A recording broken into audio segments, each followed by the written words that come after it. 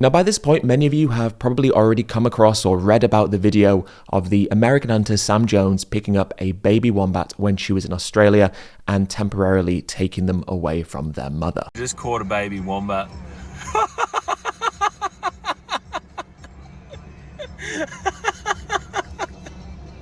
Look at the mother. It's like, oh, it's chasing after her. I caught a baby wombat.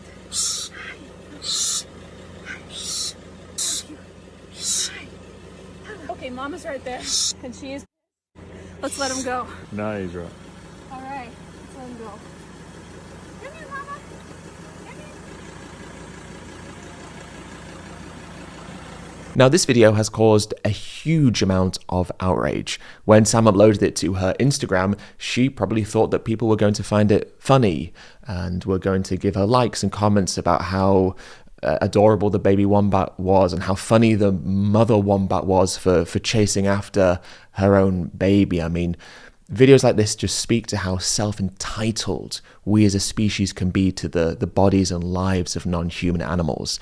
The idea that just this person, this human would pull over on the side of the road, see a little wombat family and decide that this was an opportunity for her to pick up the baby wombat, cause the baby and the mother stress for a video that she'd then upload to her Instagram. I mean, in so many ways, this video, even though of course it's not a graphic video like slaughterhouse footages or footage of what we do to animals on farms, which we'll talk about more in this video. But what's interesting about this video in particular is the fact that it so perfectly encapsulates this self-entitled nature of our species. The fact that we think that we can do whatever we want with the bodies of animals, that they are there as props, as objects, as toys for us to use for content, for sensory pleasure, for whatever it may be.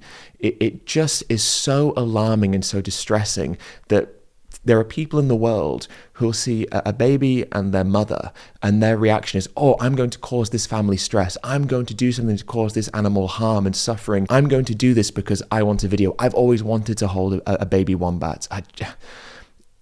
The examples of what we do to animals for food are by far the worst examples in terms of the scale and severity. But sometimes I think people think that food is the problem, right? You know, if we just got rid of factory farms, if we just got rid of slaughterhouses. But what I think is often overlooked is that veganism isn't about simply opposing what happens in a slaughterhouse or in a farm. It's about fundamentally challenging the mindset that allows these arenas of exploitation to exist. It is because we feel so entitled to the bodies of animals that we then find ways to farm them and slaughter them, and we view that, socially speaking, as permissible. But the overarching problem within all of these examples is this mindset of viewing an animal as a belonging to us, to do with as we please, whether it's for social media views, whether it's for food, whatever it may be. It's this mindset that creates this whole environment, this whole world of animal exploitation that we exist within. But in the case of this video, what's so interesting to me is just the huge amount of global outrage this has caused. I mean, check out these comments from the Prime Minister of Australia. They are gentle, lovely creatures. To take a baby wombat from its mother and clearly causing distress from the mother is just an outrage. And you know, I suggest to this so-called influencer, maybe she might try some other Australian animals. Take a baby crocodile from its mother and see how you go there. Take another animal that can actually fight back rather than stealing a baby wombat from its mother. See how you go there. Now, one thing I would like to say straight away is, first things first, I'm glad that people are outraged by this. Obviously, if Sam Jones had uploaded this video and everyone thought that it was fine, that would be far worse than everyone condemning it. It is obviously a good thing that people see this as being wrong and see this as being unethical. However, whenever there are these examples of people doing bad things to animals that break through and cause outrage by people all around the world, who are vegan or not, we as vegans are always left with this just nagging feeling, right? There's just this discomfort within us, because on the one hand we're like, obviously this is a good thing that she's been condemned, But on the other hand, how utterly ridiculous and absurd is it that we live in a world where this is condemned, but the same people condemning this are also engaging in things that actually cause far more suffering and far more harm and cause death to animals. And what's particularly notable about this example, of course, is that when you think about what this influencer has done, removing a baby from their mother, this is what's caused the condemnation and the outrage and the anger that has been put towards this American influencer, the action of taking a baby away from their mother. But are there any other examples where baby animals are taken away from their mothers? Yes, of course. In fact, there's tens of billions of examples, because the separation of babies from their mothers is just standard practice across the animal farming sector. Piglets are taken away from their mothers, lambs are taken away from their mothers, and of course dairy calves are taken away from their mothers in the dairy industry. It happens every single day by the millions all around the world. The separation of families, the forced separation of babies from their mothers is just ubiquitous across the animal farming industry. It is a symptom. It is a fundamental, intrinsic and inherent part of animal farming and animal exploitation.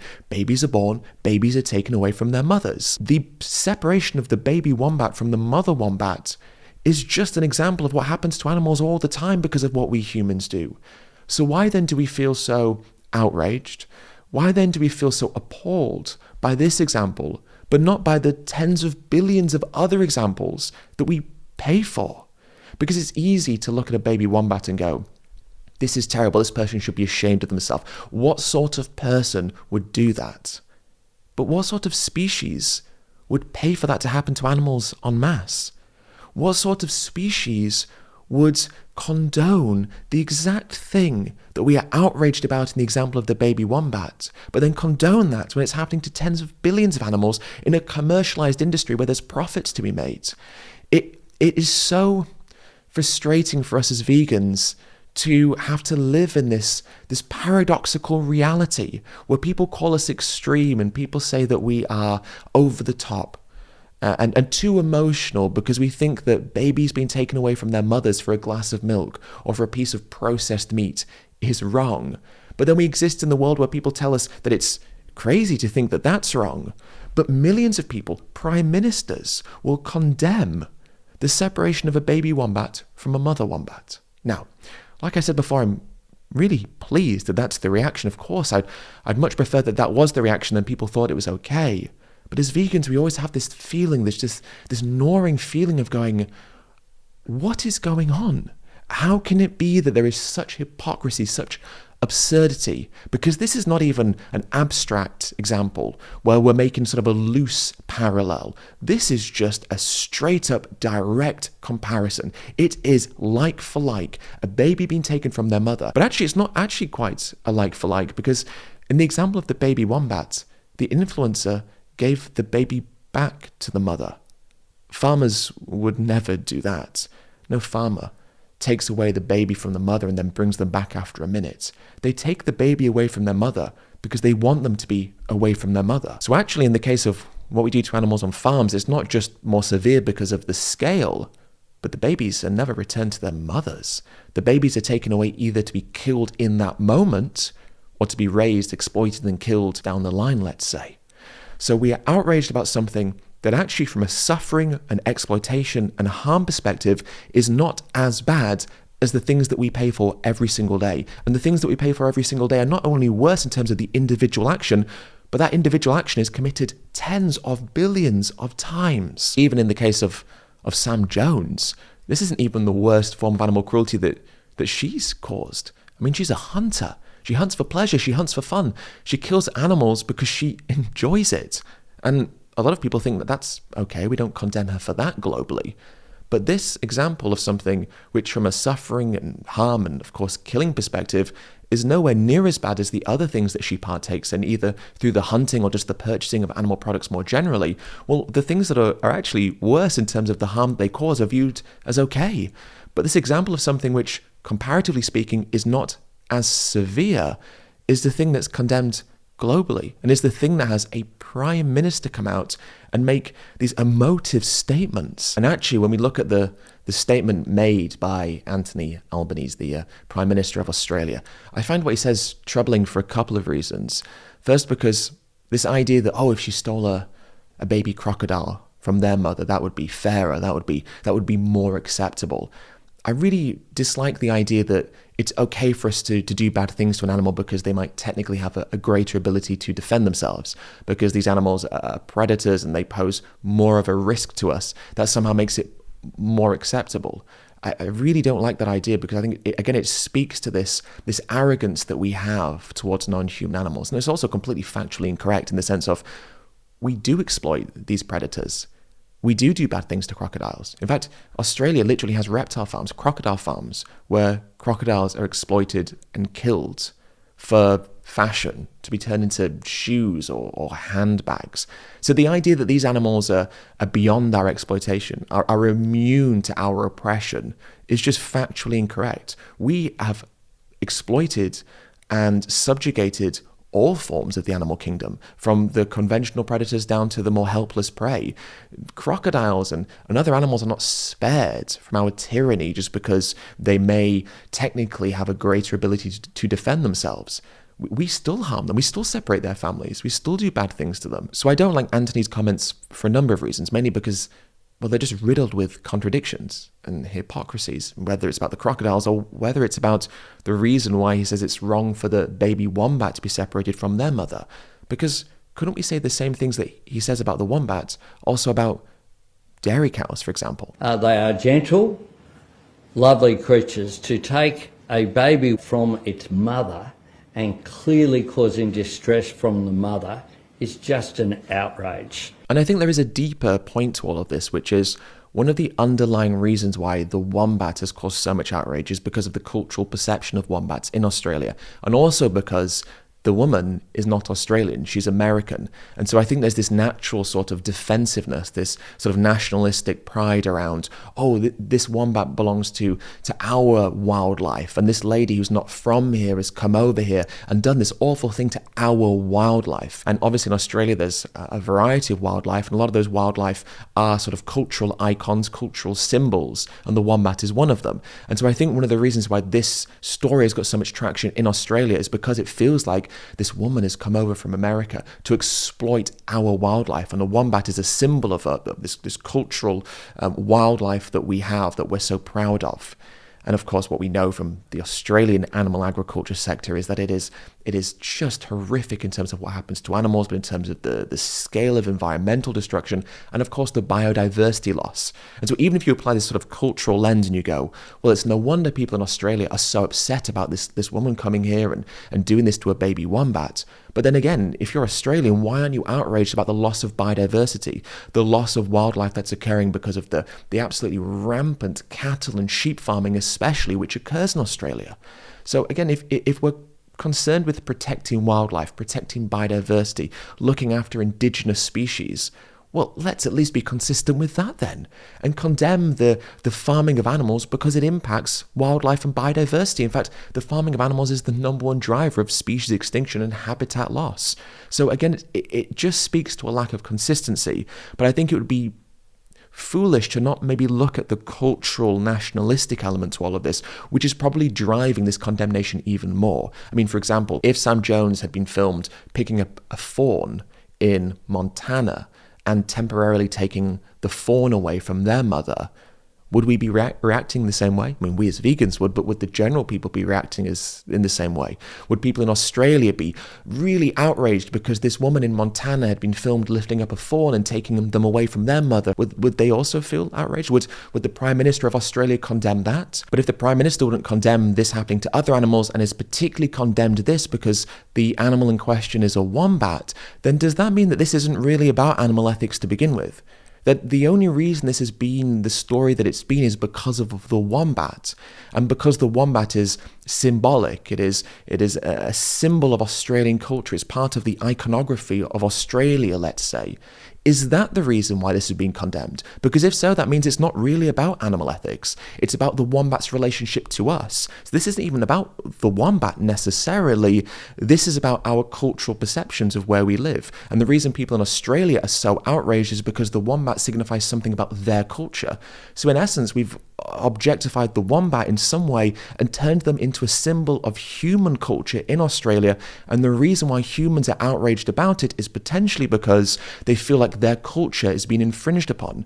And actually the use of the animal by this lady to film an Instagram video has upset people because they view it as a violation of sort of their cultural heritage, let's say. Oh, this is where we live. This person who's not from here has come across to where we live and taken this animal who is a part of where we live and has cultural significance and objectified them. So our sources have told us that she has actually fled the country on her own accord. She's seen what the public ministers have had to say and she's getting out before she's actually deported. The most outrage I've ever seen for a story in my whole time working here, Australians just are showing that they have a zero tolerance to animal cruelty and people messing with our endangered wildlife. This is why these stories I think are so fascinating, because you have sort of the surface level, let's say, which is, wow, this is animal cruelty, this should be condemned. But then as vegans, we go, well, there's a hypocrisy here. Why is there an hypocrisy? And the hypocrisy tends to come down to laws, cultural norms, behavioral norms. And so the reason why this doesn't get condemned in the dairy industry, even though it happens worse in the dairy industry because the babies are taken away and are not returned after 1 minute, and because the scale of it is far greater, the reason it's not condemned is because this isn't necessarily the clear-cut case of animal ethics that it might seem on the surface. It speaks to something deeper, and we want to consume dairy products as a species. It's not really about, oh, it's bad to do things to animals. It's really saying it's bad to do something that offends my sensibilities, because that's what's happening in this example. People's sensibilities in Australia have been offended by an American woman coming over there and exploiting their wildlife. But Australians pay for the exploitation of their wildlife all the time by perpetuating industries that cause the decimation of their wildlife. And the biggest drivers of that are, like I said, the dairy industry, the beef industry, and the sheep farming industry.